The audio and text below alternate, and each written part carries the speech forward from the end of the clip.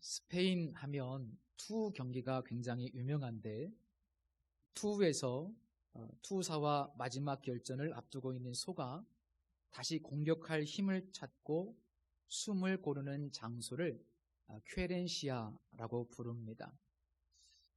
공교롭게도 이 쾌렌시아라는 스페인어는 피난처 혹은 안식처라는 뜻을 가집니다. 멜리데 섬의 이름의 의미와 동일합니다.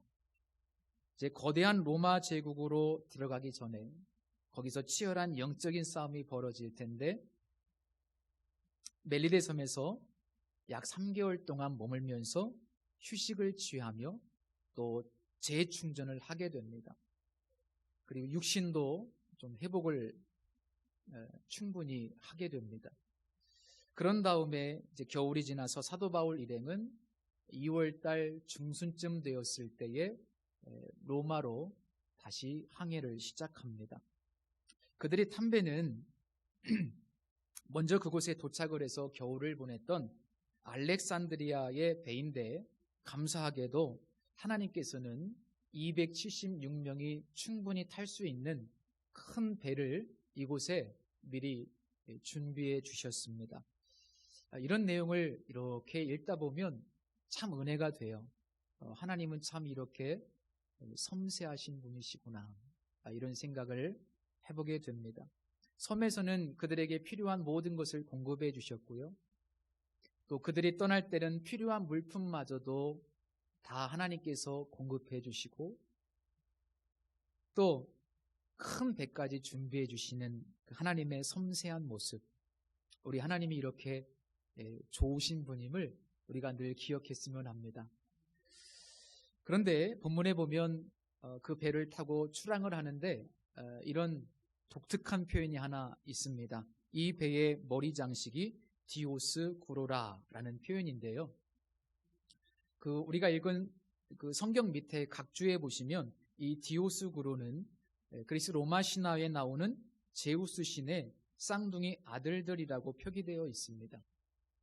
구체적으로 그들의 이름은 카스토르와 폴룩스라고 하는데 당시 고대 이 로마 사람들은 이 신들을 폭풍 가운데서도 안전한 항해를 보장해주는 수호자로 여겼습니다. 그러니까 쉽게 이야기하면 그들을 항해 신으로 섬겼던 것인데 배 앞머리에 그 신들의 그림을 그렸든지 아니면 조각을 했던 것으로 보입니다.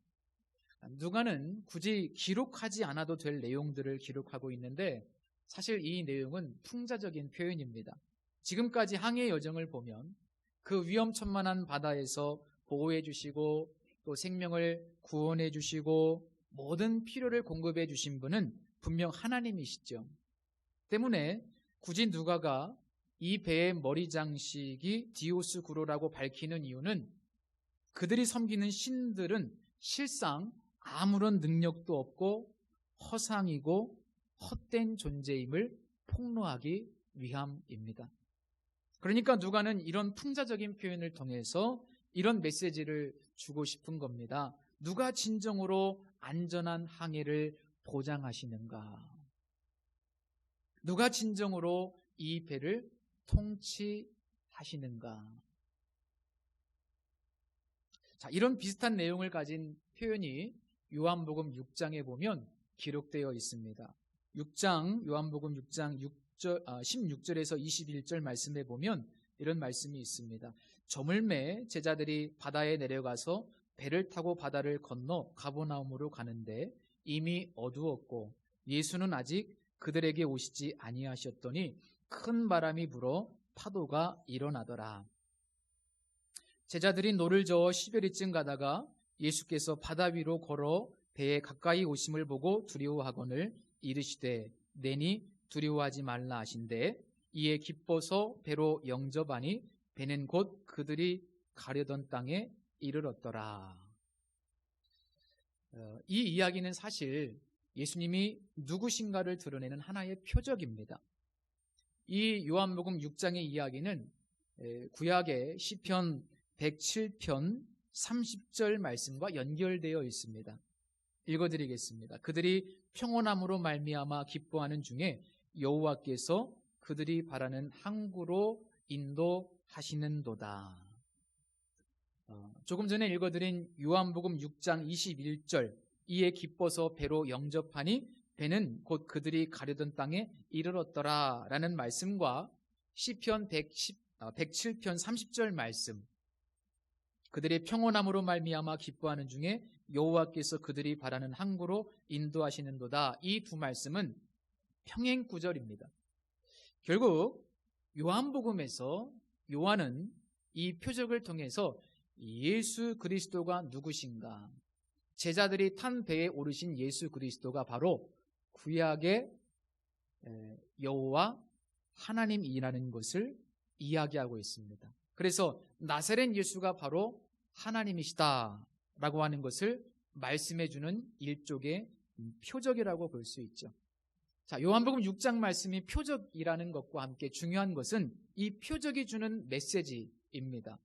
시편 107편 말씀과 요한복음 6장의 말씀은 동일하게 메시지를 주는데, 그것은 바로 예수님께서 우리와 함께 하실 때, 즉 예수님이 우리의 인생이라는 배의 선장이 되어주실 때만이 우리가 가고자 하는 목적지에 도착할 수 있다는 의미입니다.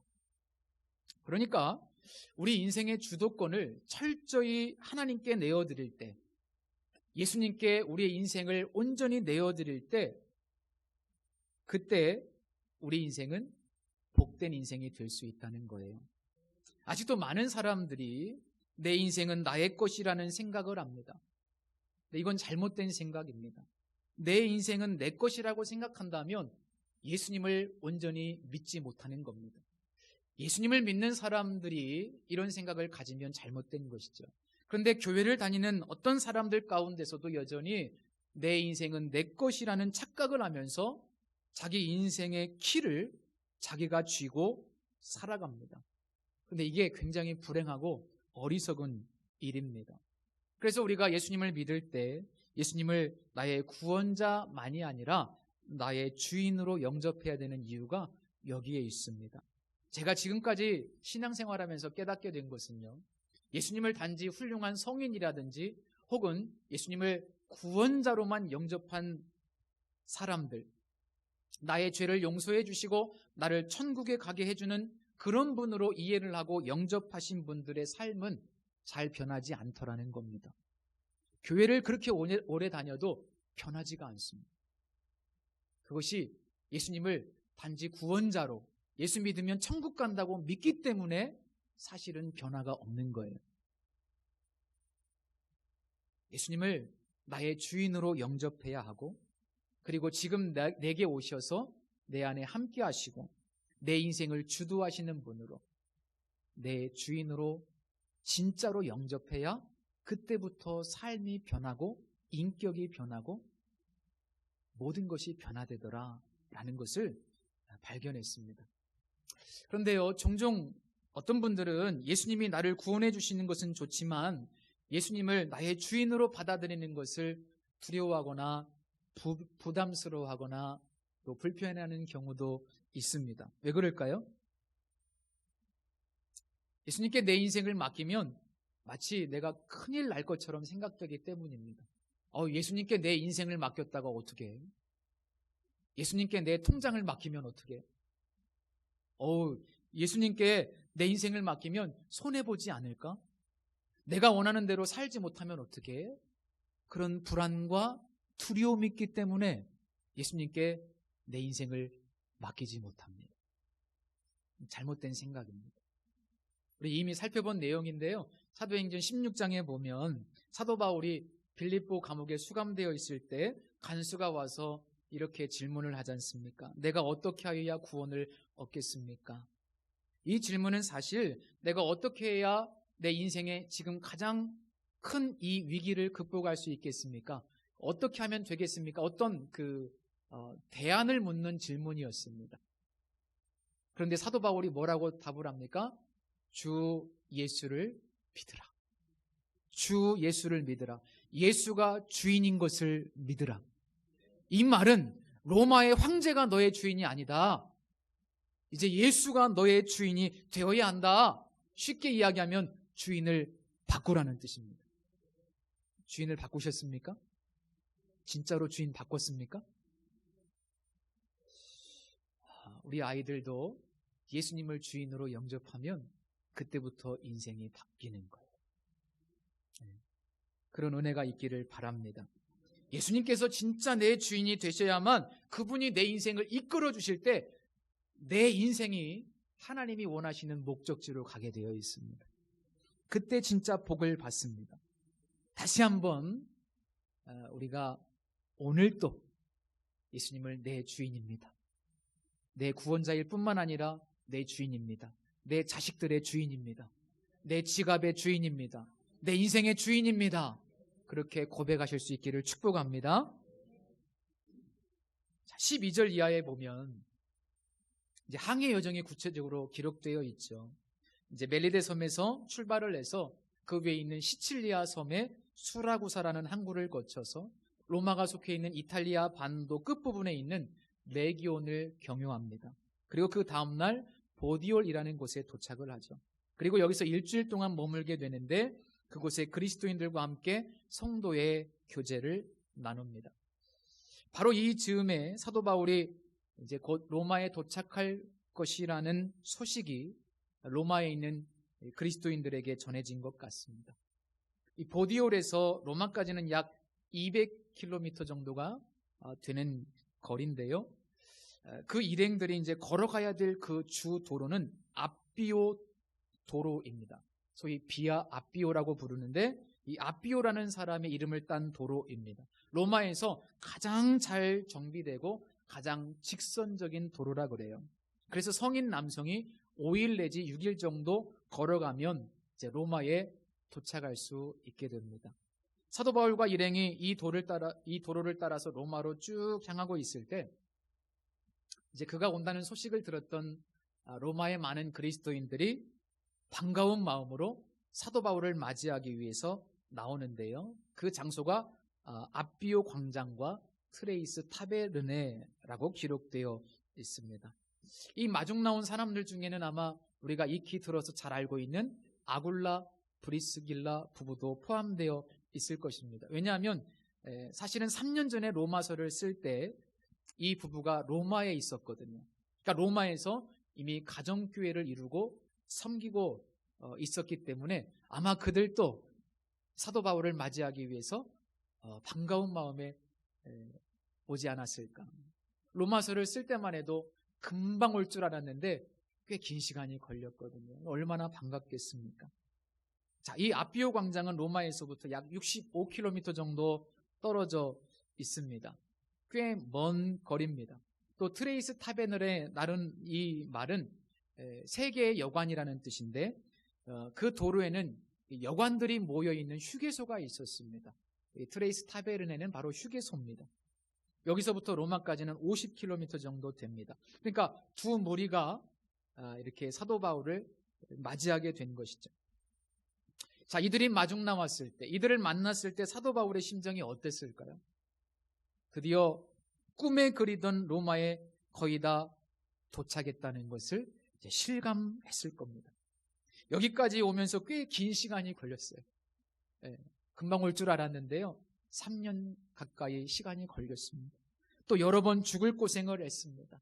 너무나 큰 고난. 그래서 사실 도중에 오면서 진짜로 로마로 가게 될 수 있을까? 그런 의심도 들었을 것이고 약간의 두려움도 있었습니다. 그런데 이제 여기까지 와서 누군가가 반갑게 마중을 나와 주었을 때 사도 바울은 이제 거의 로마에 다 왔구나. 진짜 로마에 거의 다 왔구나. 이제 안심하면서 감격하고 기뻐했을 것입니다. 하나님이 말씀하신 대로 됐구나. 성경을 보면 바울이 그들을 보고 하나님께 감사하고 담대한 마음을 얻으니라 라고 기록되어 있는데 유진 피터슨 목사님이 번역한 메시지 성경에 보니까 이때 감동을 이렇게 표현하고 있습니다. 짐작하듯이 그것은 감정을 주체할 수 없는 만남이었다. 바울은 찬양이 흘러넘쳐 감사의 기도로 우리를 인도했다. 감정을 주체할 수 없는 만남이었답니다. 얼마나 기뻤습니까? 얼마나 감사했으면 찬양하고 감사하고 기도하고. 이 만남을 자세히 기록한 누가는 사실 중요한 메시지를 이 말씀 속에 담아놓고 있습니다. 그 당시의 문화와 이 헬라어를 아는 사람들이라면 누구나 다 이해할 수 있는 메시지인데요. 자, 15절을 다시 보시면 마즈로라는 단어가 있습니다. 마즈로. 이 단어는 아판테신이라는 헬라어인데 어떤 도시의 대표단이나 혹은 왕이나 특별히 전쟁에서 승리한 개선 장군을 맞이할 때 주로 쓰이는 표현입니다. 신약 성경에서 주님 다시 오심을 우리가 맞이한다라고 말할 때 이 표현을 씁니다. 그리고 이 아비오 도로는 전쟁에서 승리한 개선 장군이 승리의 환영식을 할 때 이용하는 주 도로입니다. 쭉 오다가 그 끝에는 아비오 광장이 있고 이 아비오 광장에서 수많은 로마의 시민들이 나와서 전쟁에서 승리한 장군을 환영하고 축하하는 자리. 이 도로와 이 광장이 바로 그런 곳입니다. 그러니까 이 아주 짧지만 구체적으로 이 글을 기록한 누가는 정확하게 그런 표현과 그런 단어들과 그리고 그런 상황을 묘사하면서 사도 바울을 어떤 사람으로 묘사하고 있는 걸까요? 마치 큰 전쟁에서 승리한 개선 장군처럼, 그러니까 소위 승리자로 사도 바울을 묘사하고 있는 겁니다. 자, 로마로 향하던 지난 3년 사실은 굉장히 힘겨운 시간이었고 큰 영적인 싸움이었습니다. 사도 바울은 명백히 무죄였지만 정의롭지 못한 로마의 총독과 비열한 권력자들의 어떤 그런 태도로 인해서 풀려나지를 못했습니다. 또 유대인들의 고발과 또 암살의 위협으로 인해서 두려움과 말할 수 없는 고난을 겪었고요. 또 가이사라에서는 원치 않고 뜻하지 않게 2년 동안이나 감옥에 수감되어 있기도 했었습니다. 이 시간들 보내면서 얼마나 답답하고 때로는 왜 이런 의미 없는 시간을 허락하실까라는 그런 고뇌도 하지 않았겠습니까? 또 배를 타고 이제 출발하면서 항해 여정 속에는 수많은 죽음의 고비들을 넘기게 됐습니다. 뒤돌아보면요, 어떤 때는 정말 억울했고 어떤 때는 정말 고통스러웠고 어떤 때는 정말 두려운 시간들이었습니다. 그러나 그 긴 고난의 여정 속에서도 하나님께서는 그들을 지켜주셨고 보호해 주셨고 필요할 때마다 꼭 알맞게 필요를 공급해 주셨어요. 또 위기 때마다 결정적인 순간에 주님께서 찾아오셔서 용기를 주셨고 위로해 주셨고 믿음을 회복시켜 주셨습니다. 그리고 무엇보다 놀라운 사실은 이 항해 여정 가운데 이 배 안에 있는 사람들에게 복음이 증거되게 하시고 전 멜리데 섬에 복음이 증거되게 하심으로 그 섬 전체가 복음화되는 놀라운 역사를 하나님이 이루셨어요. 이 사실이 무엇을 말씀하고 있을까요? 사도 바울은 비록 연약하고 부족하고 때로는 믿음이 약해질 때도 있었지만 그러나 하나님께서는 끝까지 사도 바울의 삶을 붙드셔서 마침내 승리하는 인생으로 섭리해 가셨다는 것을 우리에게 말씀하고 있습니다. 예수님께서 우리 인생의 진정한 주인이 되시면, 예수님께서 우리 삶이라고 하는 이 배의 선장이 되시면 우리의 삶에는 반드시 하나님의 승리가 있다는 겁니다. 믿으시기 바랍니다. 사실 성경의 인물들을 보면 아브라함의 인생이 그렇고요, 야곱의 인생이 그렇고요, 다 하나님의 승리로 귀결됩니다. 이들은 넘어지고 의심하고 믿음이 없고 실패하고 좌절했고 두려워했지만 하나님께서 그들의 인생을 붙드셔서 마침내 하나님의 승리로 만들어 주셨어요. 부족한 사람들이었습니다. 믿음이 연약한 사람들이었습니다. 또 요셉의 인생도 그렇지 않습니까? 모세의 인생도 그렇지 않습니까? 다윗의 인생도 전부 다 그렇지 않습니까? 하나님께서 그들을 붙드셔서 마침내 승리하게 하셨어요. 표면적으로만 보면 고난인 것 같고 또 실패인 것 같은 상황들이 너무나 많았습니다. 그런데 결국 하나님께서 그들의 인생을 이끄시고 주도하셔서 그들의 인생을 멋있게 만들어 주셨어요.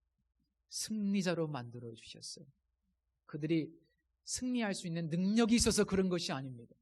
그들은 능력도 없고 믿음도 없고 두려움 가운데 있었고 늘 넘어졌어요. 그런데 하나님 얼마나 좋으신지 그들의 인생을 붙드시고 인도하셔서 승리하는 인생 삼아주셨어요. 이것이 우리 인생의 결론임을 믿으시기 바랍니다. 하나님의 승리가 분명히 있습니다. 이 세상의 역사의 결론도 하나님의 승리로 규결됩니다. 요한계시록이 그것을 증명하고 있습니다. 우리가 이 사실을 믿어야 돼요. 그래서 하나님의 승리를 우리 인생에 선포하게 될 것입니다. 이것이 우리가 예수님을 우리 인생의 선장으로 모실 이유가 되고요. 우리 인생의 주인으로 모실 충분한 이유라고 저는 믿습니다. 이 장면에서 또 하나 중요한 것은 인생에서 우리가 진정으로 추구해야 할 가치가 무엇인가를 깨닫게 합니다. 그것은 성공이 아닙니다. 성공보다 더 중요한 가치가 있어요. 그것은 바로 승리입니다. 여러분, 우리는 성공을 추구하는 사람들이 아닙니다. 우리는 승리를 추구하는 사람들입니다. 성공과 승리는 전혀 다릅니다. 세상 사람들은 소위 성공을 추구하죠. 더 잘 사는 것, 더 잘 먹는 것, 더 좋은 환경, 더 좋은 집, 더 많은 소유, 더 큰 권력을 추구합니다. 그게 인간의 본성입니다. 물론 제가 그런 것들을 다 나쁘다고 비난하는 것은 아닙니다. 그것은 나쁜 것은 아니죠. 그런데 때로는 그런 것들이 우리 그리스도인들이 추구해야 될 가치와 충돌할 때가 있다는 것을 우리는 기억해야 돼요. 성공이냐 아니면 예수님 안에서 승리냐, 이 두 갈림길에 설 때가 있어요. 예수님께서 처음으로 십자가에 달려 죽으실 것을 공개적으로 제자들에게 말씀하셨을 때 베드로가 주여 그럴 수 없습니다 라고 예수님을 꾸짖습니다. 그때 예수님께서 베드로를 향해 사탄아 물러가라, 사탄아 물러가라 꾸짖으시며 내가 하나님의 일을 생각하지 않고 사람의 일을 생각한다고 책망하십니다. 제가 생각하기에 오늘 이 본문과 관련되어서 사람의 일은 무엇일까? 그가 생각했던 사람의 일은 소위 영광스러운 자리에 서는 것,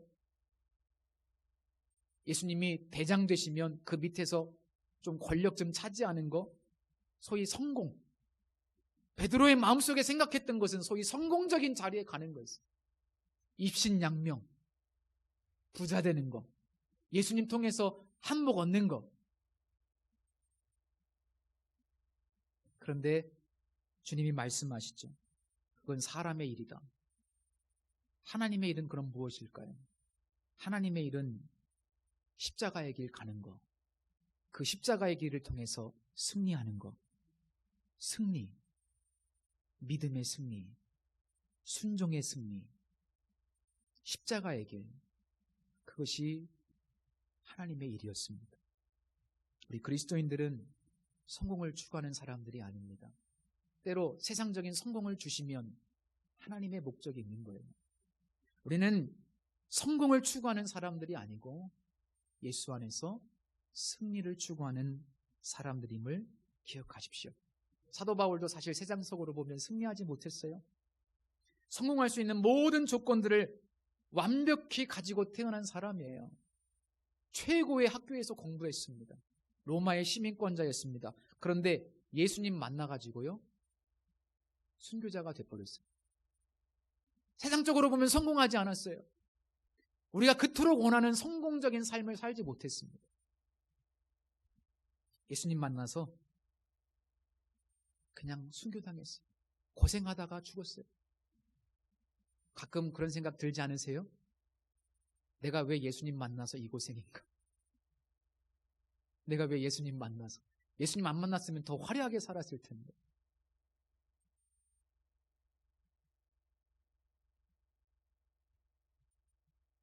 예수님도요, 세상적인 관점으로 성공하지 못했습니다. 일찍 죽으셨어요. 건강의 축복, 장수의 축복 누리지 못했습니다. 비참하게 십자가에서 죽으셨습니다. 말할 수 없는 가장 큰 고난 당하셨고요. 십자가에 돌아가시기 전에는 모든 제자들이 배신했어요. 이거 인간적으로 보면 실패 아니에요? 고독했습니다. 그런데 예수님은 승리자셨어요. 하나님의 관점으로 보면. 그래서 요한복음 6장 33절 말씀에 보면 세상에서는 너희가 환난을 당하라 담대하라. 내가 세상을 이기었노라. 성도 여러분, 세상에서는 우리가 환난당하고 고난당하고 예수 믿는다는 것 때문에 조금 손해도 보고 마치 실패자처럼 보이는 인생을 살아갈 수 있어요. 그러나 주님이 말씀하십니다. 담대하라. 내가 세상을 이겼다. 이건 뭐예요? 내 안에 거하면 너희도 승리하게 된다. 이 말 아닙니까?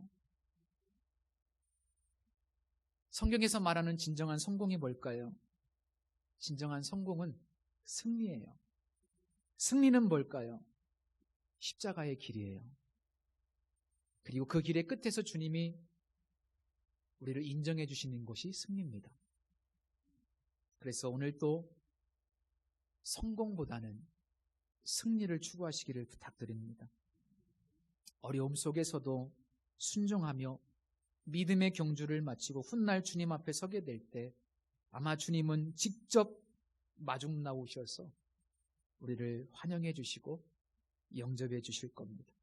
이 세상에서는 비록 로마의 개선장군처럼 그런 화려한 성공이라든지 그런 화려한 환영식을 우리가 받아보지 못할지라도 세상 사람들이 볼 때 그리 성공적인 삶은 아니었다 할지라도 끝까지 예수님 바라보고 순종하고 십자가의 길 걸어가면 주님이 우리를 위해서 큰 잔치를 준비하시지 않을까, 그리고 우리를 승리자로 영접해 주시지 않을까 하는 생각을 해봅니다. 40년 동안 저 아프리카에서 선교사로 평생을 헌신했던 헨리 모리슨이라는 선교사님이 모든 사역을 마치고 자신의 고향인 미국의 뉴욕으로 귀국하는 날이었습니다. 그런데 그 배에는 아프리카에서 사냥 휴가를 마치고 막 귀국하는 루즈벨트 대통령이 함께 탑승하고 있었답니다. 배가 항구에 도착하자 대통령 일행을 환영하며 레드카펫이 깔렸답니다. 그리고 군악대가 팡파르를 울리면서 대통령의 귀국을 환영하고 축하했어요. 대통령 일행이 빠져나간 뉴욕 항구는 몹시도 썰렁하고 스산했습니다. 마지막으로 이 배에서 내려 고독하게 집으로 돌아가려고 하는 헨리 모리슨 선교사님의 마음, 조금 씁쓸했어요. 평생 하나님을 섬기다 돌아오는 나를 위해서는 아무도 환영해 주지 않는데 사냥이나 하고 휴가에서 돌아오는 대통령을 위해서는 저렇게 환영해 주니 마음이 좀 씁쓸하다는 생각을 했던 것이죠. 바로 그때 그 선교사님의 마음에 주님께서 이런 감동을 주시더랍니다. 헨리, 아직 너는 본향에 돌아오지 않았잖니. 아직 너는 본향에 돌아오지 않았잖니. 누군가 내 헌신을 알아봐 주지 않는다고 혹시 서운하십니까? 내가 이렇게 주님을 위해서 충성하는데 아무도 나를 몰라준다고 혹시 마음이 좀 씁쓸해 하시지는 않습니까? 내가 일평생 주님을 위해서 살았는데 내 삶이 결국 이거야? 라고 혹시 그런 생각을 해보신 적이 있습니까? 그런데요, 주님은 우리의 헌신과 수고를 다 알고 계십니다. 주님 다 아십니다. 그리고 이 세상의 삶이 끝이 아닙니다. 때문에 영원한 세계를 바라보십시오. 그리고 저 본향을 향해 가는 순례자로 혹은 나그네로 내가 이 세상에 살고 있다는 사실을 늘 기억하십시오. 이 세상의 삶은 잠깐이잖아요. 영원한 순례자로 우리가 살다 보면 비록 이 세상에서는 사도 바울처럼 초라한 모습일 수 있지만 그러나 저 본향에 도착하면 말씀드린 것처럼 예수님께서 직접 주관하시는 환영식이 우리가 상상할 수 없는 일들이 천국에서 벌어질 겁니다. 디모데후서 4장 7절 8절 말씀해 보면 사도 바울이 가록 이 세상을 바라보면서 씁쓸해할 수 있는 디모데에게 오늘 우리에게 이렇게 권면하고 있습니다. 나는 선한 싸움을 싸우고 나의 달려갈 길을 마치고 믿음을 지켰으니 이제후로는 나를 위하여 의의 면류관이 예비되었으므로 주 곧 의로우신 재판장이 그날에 내게 주실 것이며 내게만 아니라 주의 나타나심을 사모하는 모든 자에게도니라. 주님이 준비하고 기다리고 계십니다. 기도하겠습니다. 하나님, 로마에 도착한 사도 바울, 하나님께서 그를 승리자로 기억하신다는 사실, 순종하며 주님을 바라보며 선한 싸움을 싸웠던 그를 승리자의 삶으로 이끌어주신 주님을 찬양합니다. 비록 우리 인생은 연약하고 믿음도 부족하고 넘어질 때 있지만 다시 일으켜 세워주시고 끝까지 이 길 걸어가게 하시고 마침내 목적지에 이르게 하실 하나님을 찬양합니다. 비록 세상 사람들이 볼 때는 부족하고 성공적인 것 같지 않지만 주님은 우리를 아시고 우리를 승리자로 환영해 주심을 믿습니다. 영원한 세계 바라보며 순례자로 살아가게 하옵소서. 예수님의 이름으로 기도드립니다. 아멘.